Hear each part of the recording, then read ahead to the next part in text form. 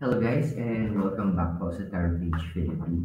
So sa video na to gawin natin ang weekly horoscope para po sa may mga Sun, Moon at Rising sign na Aries para po sa October 14 hanggang 20. So kung bago kayo sa channel, please click the subscribe button, the notification, and palike na rin po ng ating video. Kung hindi niyo po alam po ano yung Sun, Moon at Rising sign nyo, importante kasi po ito. Sa dulo po ng video natin, meron po tayong link para dito. Kasama din po dito, sinama ko yung link ng pushing spell. Para po, alam nyo pa paano po gawin po ito para matupad nyo po yung mga hiling nyo. So, readings are for guidance purposes, so use your free will wisely. At kung kailangan nyo po magpa-schedule ng private reading or ng spell works, doon po ng prosperity spell, pwede nyo po ako i-message po sa aking personal Facebook page. Yung link is nasa description po ng video.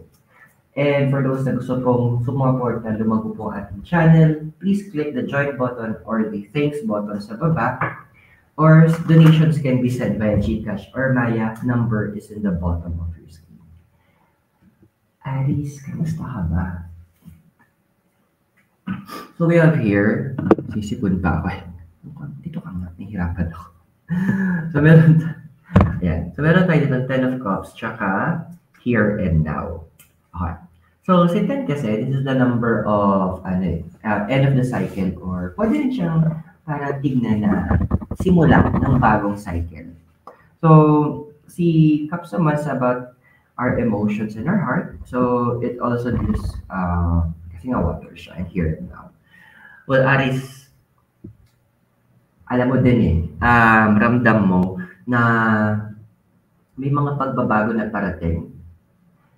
Ramdam mo naman parang, siguro part ko na yung sa Pluto retrograde. Kasi yung pag-transfer ni Pluto kay Capricorn going to Aquarius. So, actually, sa mga cardinal happy ng mga astrologers, sa mga napabasa sa mga parod ko, yung mga cardinal signs na they can expect 16 years, na yun naman ang nasa itaas. So, if you have your Sun, Moon at Rising in Aries, you can expect that. So, andito na yung punto na kung saan ikaw naman ang bida ang saya, diba? Yung point na, alam mo sa sarili mo, meron kang kumbaga sa isang karera, yung ready, set, go, andun ka na sa set, naghihintay ka lang ng go signal ng universe. Naghihintay ka lang na aarangkada ka, naghihintay ka lang na bigla kang bubulusok. Andito ngayon yung point na the universe is yung deep inside, nararamdaman mo na something big is about to end. At the same time, something big is about to start. Kasi gano'n naman yung universe Pag meron siyang tatapusin, meron siyang sisimulan. And you know for a fact na hindi ka pwedeng magdala ng mga may mga certain emotions, certain connections na hindi na magiging beneficial. Kasi ang hirap, parang yung kung kaya mo tumakbo parang kotse, kaya tumakbo ng kotse mo, let's say, hanggang 100 miles per hour. Tapos yung kasama mo is kaya na tumakbo ng 40 miles per hour. Hindi mo ma-reach yung full potential mo. Hindi mo magagawa yung na maging palaban or mabilis yung pag-angkada mo kasi meron kang sinasabayan, nag-a-adjust ka. So the universe is saying na it's time na silang mag-a-adjust sa'yo. It's time na kapag, alam mo yung meron kang kailangan tapusin, hindi mo pwede hintay na nagpa-pamper pa sila or nag-iinarte, saka kabigla parang, ay wait, eto na yung gagawin. This is the target. This is where we will be going. So, andoon na maiwan yung kailangan maiwan na. And it's time kasi it's you've been giving a lot. Andoon na, siguro kasi nga Aries connected siya kay Emperor. Nataro card. Tapos sa Emperor, di ba, andoon na ang nagiging iniisip nila is yung mga nasa sakupan nila. So, andoon na yung circle of influence mo, masyadong mong nabigyan ng halaga na wala naman, kumbaga, wala naman tayong return of investment na ni thank you, ni honey ho, wala naman nagaganap. So the universe wants na, well, ibigay natin kay Aris. Si Aris naman ang bigyan natin ng chance na medyo manguna. Si Aris naman yung bigyan natin ng pagkakataon na umangat. Si Aris naman yung bigyan natin ng chance na bumulusok. Kaya hinihintay mo lang yung timing. Kasi timing is very important eh. Too early or too late, hindi siya maganda. Just wait. Alam mo yung hinihintay mo siya. Waiting ka ngayon. But you are not waiting in vain. Ano ba yung kukross sa'yo? Excited ka rin, no? Pero ako, I'm excited for you. Diba? Well, you're the Emperor and the Fates. Nakakabanggit ko lang, So, sa Emperor nga, connected to sa'yo. Ito yung tinatawag nating ruling tarot card mo. Kung ang planet mo is Mars, ito naman yung tarot card mo. It's about fatherhood, it's about leadership. And we have here Fates. Isa kasi sa nagkukross sa'yo, siguro kung ipigil sa'yo, yung mga paano sila? Alam mo, hindi kita masisiksi. Kasi siguro, prior mo is, possible lang, I'm not sure. Prior mo is pangalan nito, si Pisces. Si Pisces, water element, which is contrast sa'yo, isa kang fire element. Hindi ipil ako. So, andun na pinapaalala sa'yo, may malaking possibility that you are being influenced by your preceding zodiac sign. Parang nagbibigay siya ng, sabihin natin, ng impression na, or advice na, sabihin sa'yo ni Pisces or in-influence ka, dapat concerned ka din sa kanila, pagganahin mo din yung emotions mo, andoon na bigyan mo din sila ng halaga, isipin mo din yung kapakanan nila. Tama naman din yung influence na nakukuha mo.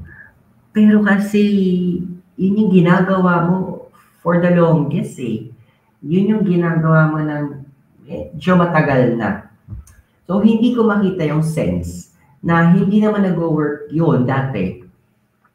And nagbigay ka na ng chance para sila maayos sila yung sarili nila. Pero hindi nila pinagyaman, siguro yung tama to. Pinagyaman yung opportunity na binigay mo. So, bakit kailangan ba? Kung gano'n, edi, as simple as move forward tayo. Yun ang talaga yun. Siguro malaki lang yung heart mo para sa ibang tao. Pero medyo balik na rin natin yung sitwasyon. Sila ba may malaking puso para sa'yo?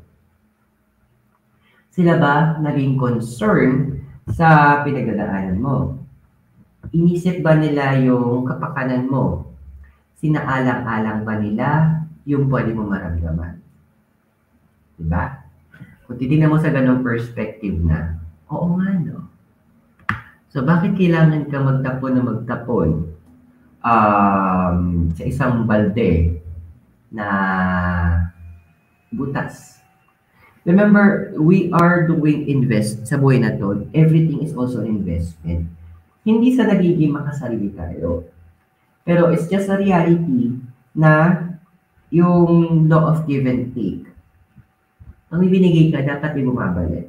It is a common courtesy. Tapos nakatawa pa yung iba, no? Nag-thank you pero labas sa ilong. Nag-thank you pero parang masabi lang nag-thank you. Medyo doon ako medyo doon ako tumambling sa ugali nilang doon. Let them go na, Aris. Hindi na maganda yung dinudulot nila sa'yo. In terms of your emotion, in terms of masyado kang nag-a-adjust. Yung desire card mo is the Page of Wands tsaka Poised. Now, si Page kasi, this is a female, younger female energy siya. So, andoon na Wands is about fire, it's about our passions. And si Poise, well, from the name itself, Poise. Si Page kasi water element din. So, isa sa mga desire mo lang naman simple is to, karamihan sa inyo, is kung ano yung hilig nyo, siguro, hobby, something na kinakatuwaan mo, sana pwede yung pagkakitaan din. Kasi, yan, hobby mo is maghilig mo magbasa ng libro or mahilig ka manood ng movie or andoon na you love food, sabihin natin. So, if you love reading books, for sure, andoon na nasa-sharpen na rin yung vocabulary mo. Nasa-sharpen na din dun yung, ano mo, the way, yung grammar mo. So, why not turn it into something na pagkakitaan? I mean, online, may mga proofreading. Pwede ka mag-proofread or you can write articles about certain topics of your interest and then submit it to online magazines. Diba? Kung movie naman, you can do evaluations sa mga movie. May alam ako ditong channel na ang ginagawa niya, parang siya-summarize niya yung pinaka-movie and it's gaining a lot of traction. Food, why not magluto, di ba? Or can do vlog. Ang daming, andoon na you need to, ang binibigay sa yung step ni universe is you need to think outside of the box. Kumbaga, ilagay mo, mag-isip ka ng, sa mga bagay na when you say things outside of the box, i-apply mo yung ginagawa mo, i-apply mo yung alam mo, i-apply mo yung passion mo sa ibang bagay na andoon na pwede kang mag-gain ng monetary, mag-gain ka ng influence. So, madaming mga paraan. Kailangan mo lang medyo literal. Sabi nga nung Card of the Poise, literal na tanggalin mo muna yung poise natin sa katawan. Kasi, what is poise? Kung poise ka nga, demure ka nga. Pero, hindi ka naman nag-gain ng benefit doon sa mga bagay na yun. Ano ba yung foundation mo? Okay. So, we have here the Tower and Loyal Heart. Ang daming sinungaling yun. Ang daming paasa. Ang dami nila nagsasabi na hindi, ito yung tama, ito yung pwede mong gawin, ito yung kailangan mong pagtuon ng pansin. Ang dami nilang hanash na to the point na ano ba yung nila, purpose nila. Kasi what I'm seeing here sa card is ano na sila for the kuda Tapos andoon na tinutupad mo yung end ng bargain mo. Tinutupad mo yung responsibility mo para sa kanila. And then, anong kapalit? Diba? Ano yung naging ending? Of course, wala. Walang naging maganda. Andoon na ikaw lang yung nag-invest. Ikaw lang yung naglabas. Tapos not to mention pa na, yun nga, sobrang mabulaklak yun na yung mga bibig for the promises, ganyan. And then, yan, OPM ang peg, ganyan. Oh, promise me. Tapos ending, hanggang promise na lang. And for you, that's Marcelo, that is already a form ng pagsisinungaling. Ang dating nun sa'yo is naloko ka. Ang dating nun sa'yo pinaghalo niya. In English, na betrayed ka. So, andun yung point din na, siguro tama, ang laki din ng heart mo, no? Kasi, kahit na ganun yung naging gawain nila, naging ganun yung senaryo nila, naging ganun yung ugali nila sa'yo, iisip mo pa rin yung kalagayan nila. Binibigyan mo pa rin ng halaga kung ano yung sitwasyon nila. Binibigyan mo pa rin na may bigat pa rin para sa'yo.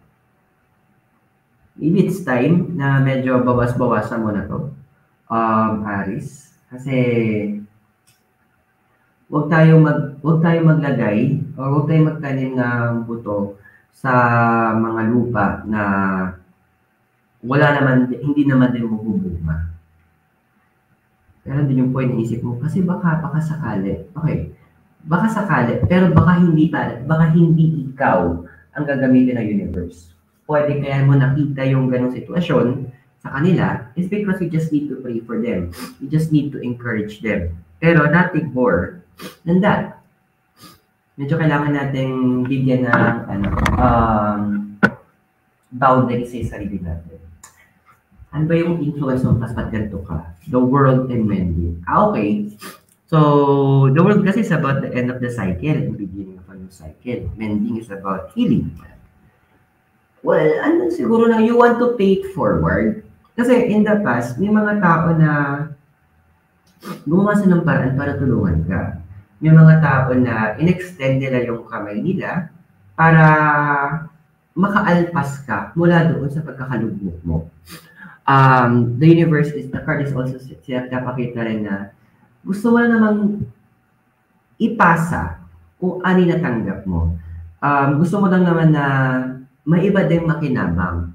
Kumbaga yung story ng difference ng yung dalawang body of water sa Israel. Yung Jordan River, tsaka yung Dead Sea. Si Jordan River kasi, tama yung geography ko, kumukuha siya ng tubig mula kay Mediterranean Sea. Then, umaagos yung tubig na yun. Ngayon, kung tingnan mo siya, halos lahat ng civilization, madaming civilization ang nagsimula doon sa tabi ng ilog na yun. Tapos, hanggang ngayon, may mga halaman na nabubuhay, may mga puno, may mga isda, may mga land animals din. Pero sa dulo nito is yung Dead Sea. Dito, or isa Dead Sea. Dahil po magkakorek sila. Research ko pa mamaya. So, si Dead Sea naman, give and get hanggang nag-evaporate tubig. Yan. Ending na tinawag siyang Dead Sea. Kasi nga, walang gusto mabuhay. Ni isda, like pag nilagay mo doon, nagwawalang makaalis. Kasi sobrang alat. Literal, hindi buhangin na apakan mo. Kung hindi, asin. So, what's your difference is, ang difference nila, kasi si Jordan River, pagkakuha niya ng tubig, pinapasa niya. Si Dead Sea, pagkakuha niya ng tubig, inaangkin niya. Kaya namatay siya. So, you are like the Jordan River. Gusto mo na pagkatanggap mo, mananamnam mo, ngayon ipapasa mo. But then again, hindi lahat ng nasa paligid mo, dapat mong pagbigyan. Hindi lahat na umaaligid sa'yo, kailangan mong tulungan. Malaki isang parang yung memes. Sabi doon, mangingisan ako, par pala. Tapos, ang reply ng tao, ayaw ko makialam sa pagsubok, kaparusa na binibigay sa'yo ng Diyos. Funny, pero may point siya. Kasi may mga tao, especially in your people right now, parang andun yung ginagawa kanilang scapegoat para lang makatakas sila doon sa kanilang pinagdadaanan, andoon na maghanap silang tulong at ikaw yung nalapitan nilang tulong. So, ang ending, imbis na natututo sila mula doon sa pagsubok na binibigay, na sila din naman, karamihan sa kanila, sila din naman ang gumawa. Kumbaga, we could call it their karma. Ulit, hindi ka makakatulong sa kanila. Mas makagulo ka kasi hindi nila natututunan yung kailangan lang intindihan na galing sa sasimupo. Ano ba yung evolution ng ikaw? Page of Pentacles, tsaka co-create. So, si Page, younger female energy, Pentacles, Earth, anything physical, and co-create. Well, I'm happy na madami sa inyo ang magde-decide na enough na to, tama na to, kaka-adjust ko para sa iba. Tama na yung, masyado ko nag-i-invest. Masyado kong hinihintay yung ibang tao. Sabi nga ni Coco 8, magsa-solo mode muna ako. Andito na ang dami sa inyo, balak nyo na, siguro, I've been until now, ngayon pa lang, ang dami sa inyo nag-start na mag-detach. Ang dami sa inyo na nag-start ng lumayo. Yung iba sa inyo nagsisimula ng magplano paano mabuhay mag-isa. Hoy, walang masama eh. Kung iba sa inyo gusto niyo ng bumukod sa mga plano dito na malabas sa cards, by all means, please gawin mo kung yun yung makakatulong para makita mas ma-realize mo yung potential mo, mas ma-realize mo yung mas lumago ka, mas mag-expand ka. Kumaga sa parang sa halaman na masyadong dikit-dikit na kayo sa pagkakatanim nyo. So, kailangan naman huminga ng mga ugat nyo at kailangan nyo ng dagdag na nutrients sa lupa kasi kakaagawan na. You plant yourself medyo mas malayo. Kaya yung sabi ng pinsan ko na agriculturist, na hindi ka pwede kuya magtanim ng mga halaman na sobrang lalapit sa isa kasi hindi talaga sila lalago. Yes, andoon na connection is very important. Mga nabibuild natin connection, friendship, maganda siya. Pero, too much of it will actually kill you. Kasi hindi ka nakakahinga. Kaya minsan kailangan mo din ng boundaries. Tama na yung adjust. Tama na ito yung nag-a-adjust para sa kanila. Mag-adjust ka para sa sarili mo naman this time. Now, check natin kung ano yung physical, emotional, hopes and environment, hopes and fears, and future. Yung physical environment is the Three of Swords and regeneration. Hindi ako magtataka na may masakit ka magsalita in the coming few days. Hindi ako magtataka. Kasi yung 3 days is about expression and swords about the mind and the heart. Tapos regeneration. Magkakaroon ka ng shift ng approach mo sa mga tao. Siguro yung part na ayaw mo na sa bobo. Sorry ayaw mo na sa tanga. Magko-call out ka na eh. Ano na yung kasi ubos na din yung pasensya mo. Ubos na yung part na ganun. Ilang beses na ako nakikiusap, ilang beses na ako nag-adjust. Sagad na ako. Ganon. So,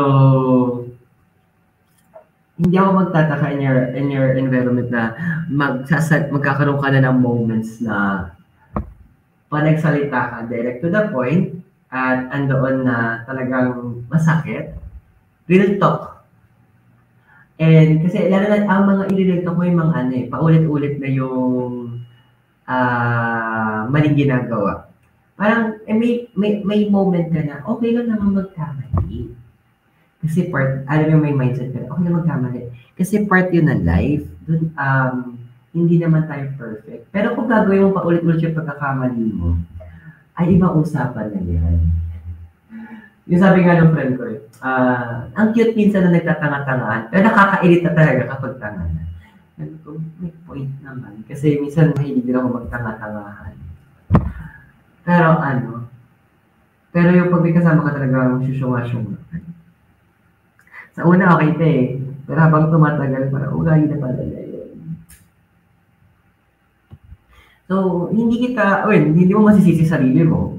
Kasi, di ba may kasabihan kaya, kung hindi mo makakuha sa santong dasalan, daan yung santong paspasan. So, kung hindi mo makuha sa tamang pakiusap, minsan tayo kailangan bigyan mo ng isang bagsak para medyo magtino-tino, para medyo makinig, saka para medyo magbago. Yung tipong magising sa realidad na, uy, hindi nakakatuwa yan, na masakit ka na sa box. Emotional environment. Yung totoo. 3 of Wands naman. Kaya 3 of Swords. So, 3 of Wands, tapos flexibility. Sabi ko sa'yo, hindi ka na mag-a-adjust eh. Yung flexibility mo, reverse na eh. Tapos 3, communication expression. Tapos yung Wands, about fire, passion. Huwag ka magtataka din na andoon na you will be, na yung mga dating sinusupport mong tao, yung mga sinusupport mo adhikain, mga sinusupport mo na mga bagay, all of a sudden, magsisimula ka mawalan ng amor para sa kanila. Magsisimula ka, Aris, na makaramdam ng distansya. Kasi nga, siguro tama din na umay ka na, tapos napagod na rin, tapos andun yung punto na, siguro tama din naman, nag-set ka ng boundaries for it. And those boundaries will be healthy. Kasi nga, with the Three of Wands, gusto mo nang gawin naman yung mga bagay na para naman sa'yo. Yung mga bagay na sabi natin, nagpapasaya sa'yo, mga bagay na alam mo magbe-benefit ka. Mga bagay na alam mo din na ikaw yung ikaw naman yung bida. Magpapaka-Jollibee muna ta. Bida ang sa'yo. Baka naman Jollibee. Ayun. So, talagang major changes yung gagawin sa'yo ng universe. And wala ka makikitang mali dito. Which is actually totoo naman. Wala ka makikitang mali. Magiging mali yun sa mata ng mga tao na hindi ka na kayang gamitin. Kasi nga, mawawala sila ng benefit mula sa'yo. And so what? Kung tutusin sila yung, sorry sa term, pero ligtas sila. At wala ka naman, bilang ikaw yung host, wala ka namang nakikita, di ba? Actually, ikaw pa yung nahihirapan. So, there's no problem. Kung magalit sila, di magalit sila. Problema nila yun. Hindi mo issue yun. Your hopes and fears is the Four of Swords and Milk and Honey. Now, si Four kasi is about structure. Si Swords naman, symbol siya ng air about the mind and the intellect. Tapos Milk and Honey about abundance. Alam mo yung kinakatakot mong isa lang is baka mamaya kasi in the future, humingi ako ng tulong sa kanila. Dude, paano kang hihingi ng tulong? Nakaasa nga sila sa'yo. Paano sila makakatulong sa'yo in the future? Andun na yung punto na ikaw ngayong takbuhan. Paano sila magiging sandigan mo? All this time, sa'yo nga nakasandal. Andoon lang na parang nasanay ka kasi na may minimal silang binibigay. Yun yung term na breadcrumbing eh. Na parang paunti-unti lang binibigay. Akala mo, sobra-sobra na yun kasi nasasanay ka. Pero in reality, wala naman silang ambag sa'yo. Kung meron man, nagbigay ka ng 10, ang balik sa'yo, wala pang ang isa, 0.05 pa nga. It's not your loss. Yan, kung kinakatakot mo na baka mamaya mo, they are not your loss, ikaw ang loss nila. May mga magtatantrums yan sa'yo, may mga magpaparinig, may mga gagamit ng mga pa-victim card, yung mga utang na loob na card. Utang na loob din. Ano ba talaga yung naging ambag nila sa'yo? Wala naman din. So, huwag mong hayaan na mabulag ka doon sa katiting na pinapakati ng liwanag. Kasi all this time, dark naman talaga yung mga buhay nila. So, the fear that you have is actually not a fear. Concern ka lang din. Pero hindi mo na kailangan maging masyadong concern kasi tama na, Aris, na nakikialam tayo sa pagsubok na binibigay ng Diyos sa mga tao ito at sa mga parusa na binibigay sa kanila na kailangan lang harapin on their own. Ano ba yung possible future mo? So, meron tayong 10 of Wands tsaka Young. 10 is about the end of the cycle. Natutuwa ako dito. And 1 is about fire, about your passion.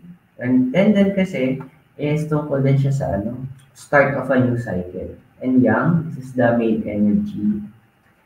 Alam mo, in this coming few weeks, siguro itatakot ito hanggang November.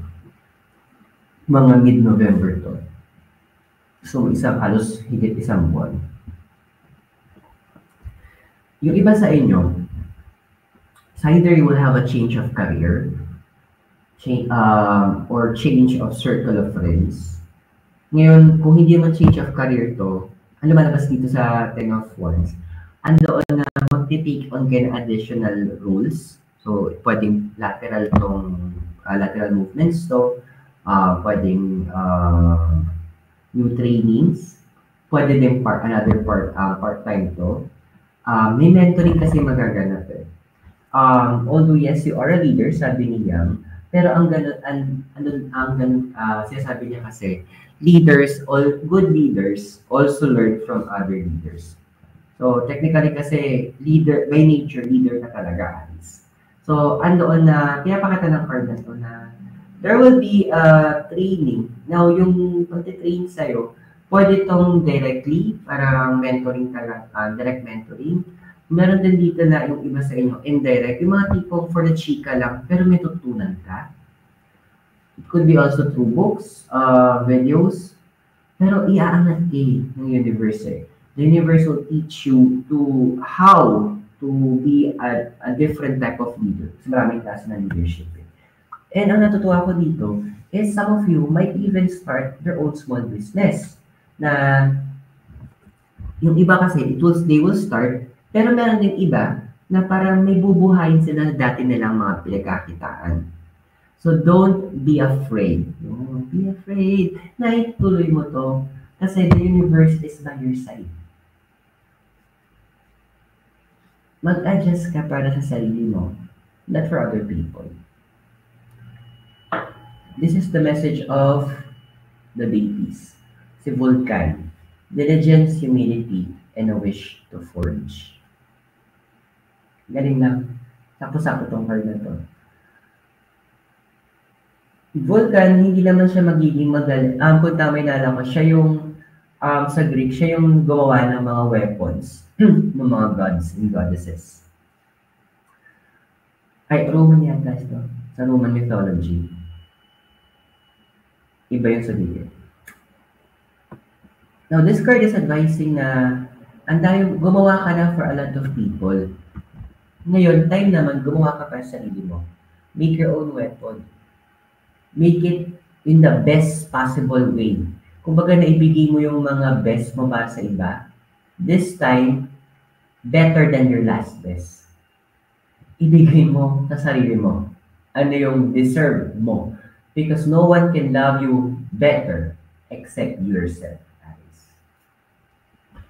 So, I hope nakatulong po yung reading sa'yo. Tandaan yung readings natin, they are for guidance purposes. So, use your free will wisely. And kung bago po kayo sa channel, please click the subscribe button, the notification, and give this video a like. At kung naisip po na magpaset po ng private reading or spell works, pwede niyo pong gawin yun. You can message you po sa aking personal Facebook page. The link is in the description below. And to support yung growth po ng ating channel, pwede niyo pong i-click yung join button o yung ating thanks button. And donations can be sent via GCash or Maya, numbers in the bottom of this video. Aris, maraming salamat sa iyo. God bless, Namaste, Hare Krishna, and blessed be. Naway makita tayo very soon. Mula po dito sa Latin Del Benguet, kasama po ang UK Noodles. You have a great day. Keep safe. Goodbye sa ngayon.